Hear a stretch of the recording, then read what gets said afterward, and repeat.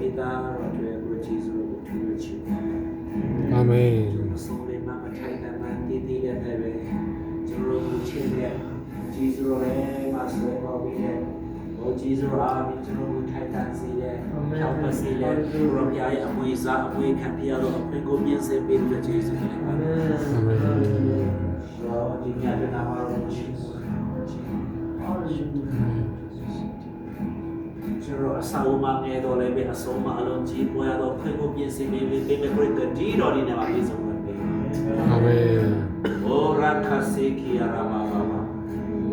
အကြာခင်မှာမြောက်များစွာသောလူတွေကိုဒီဆောက်ပြီးမှခွန်အားပေးနိုင်တော့မြောက်များစွာသောလူတွေကဒီနေ့မှာဖြစ်နေတဲ့နမိတ်လက္ခဏာတွေဒီမှာသူတို့လုံးဆောင်ခြင်းတွေကိုလာရောက်ပြီးမှခံယူကြမှာဖြစ်တဲ့ကြောင့်ယေရှုနဲ့